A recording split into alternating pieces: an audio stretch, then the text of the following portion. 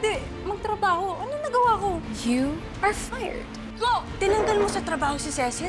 Dahil sa akin? She's your sidekick. Gagawin ko lahat, ibalik mo lang sa trabaho si Cecil. Gagawin mo lahat? Ibalik mo lang siya sa trabaho. Luluhod ka sa harapan ko. May mga hawak na tray na may mga baso ng tubig.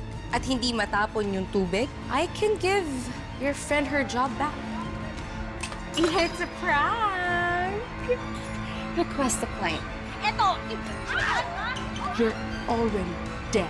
So rest in hell! Kailangan natin masiguro na tuluyang mawala na sa sarili ang matanda. Bawal po itong gamot na to dahil may side effect na hallucination. Pwede pong mabaliw ang pasyenteng iinom nito. Eh di ba yun naman ang goal natin? Anong pinapabigay niyo kay Lola Aurea, Dad?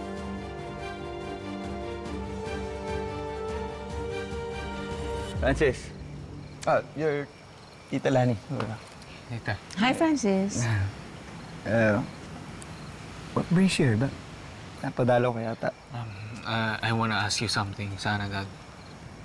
Yung mukhang si Lola Aurea yung pinag-uusapan niyo. It's about her.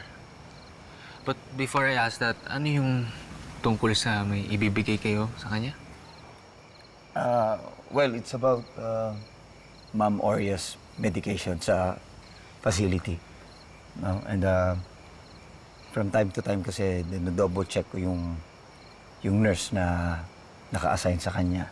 Meron kasi siyang private nurse. Double check ko kung napapainom ba siya ng gamot sa tamang oras and kung talagang natututukan si Ma'am Aurea. Kasi ang concern natin dito, Iho, yung improvement and condition ni Ma'am Aurea. Wait. So it's true?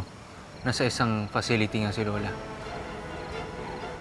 Asa na si Ina? Sabi mo, dadalhin mo si Ina. Tuwagan mo na yung apo ko. Sabihin mo, gusto ko na siyang makausap. Ina. Ina. Inaantok ka lang.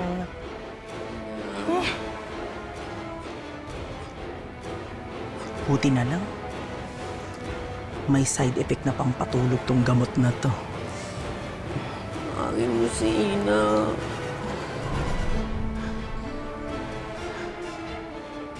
Sa panaginip na lang kayo mag-banding ni Ina.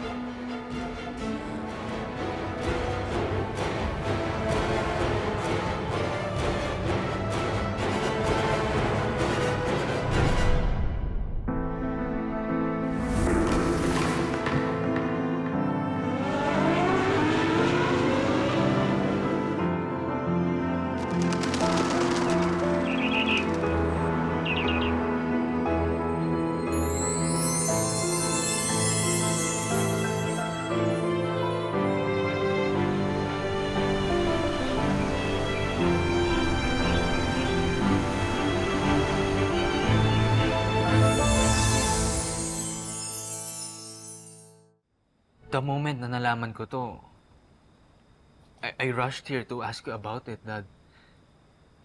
Nung una, hindi pa ako naniniwala. Kasi parang nasa isip ko, mukhang hindi naman kayang gawin ni na Joanna yun. But I'm disappointed sa nalaman ko.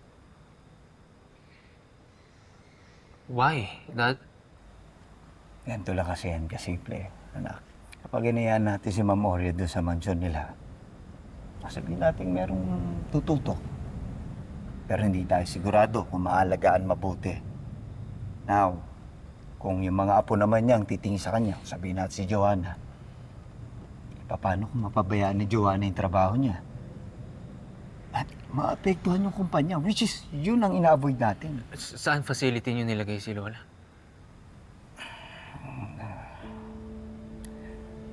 For now, Iho, mas mabuti na lang na wala ka munang alam. We have to protect Ma'am Aurea. Kapag ka nalaman mo kasi kung saang facility siya nandoon, baka mamaya sabihin mo kay Ina. Yun yung iniiwasan namin, yung magkaroon ng access si Ina kay Ma'am Aurea. No, hindi kami okay ni Ina ngayon. We had a fight. It's about you.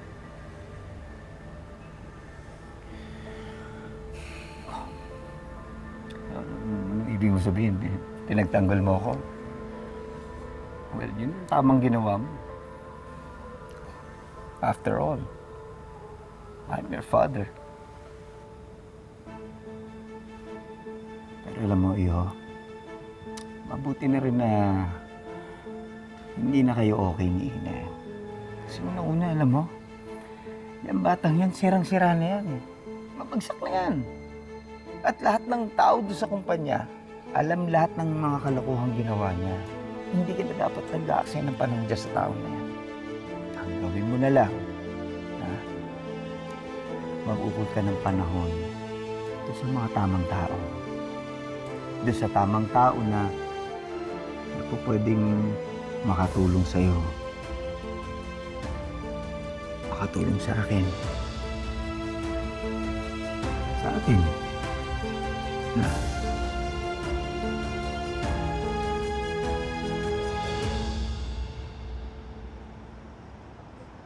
Hindi ko pa rin maiwasan makonsensya, Cecil. Nakikitira na nga lang kami ni Nono sa inyo, eh. Wala ka pa rin trabaho ng daan sa akin. Hindi mo naman kami obligasyon ni Nono, eh. Pag-uusapan na naman ba natin yan? Ano ka ba, sis? Alam mo kasi. Oh, ano ginagawa nila Archie sa labas? Baby Labs, dali! Ba't kayo nasa labas? Pati ba't nakalabas yung mga gamit natin? Tumatawag sa'yo. Ay, pasensya naman ha. Baby Labs, papalisin na tayo sa apartment. 5 buwan na daw tayong hindi nakapagbayad. Ipapadlock na yung apartment natin. Ano? Hoy, ilabas nyo na lahat yan. Ay, gusto ko yung stove na yan, pakilabas. Yung flat screen din, ay, ang ganda. Mapapakinabangan ko. Pabilisan mo na. At may upa na babago dyan. Aling Edna, ba't naman ho ganito? Naku naman, Cecil. Buti naman nagpakita ka nan, di ba? Naalala ko kasi, di ba may usapan tayo? Nasaan yung pangako mo? Magbibigay po ako ngayon ng pang 2 buwan. Pasensya na po, natanggal po kasi ako sa trabaho, tas ito na lang natitira kong pera. Ihahabol ko na lang po yung sa mga susunod pang buwan.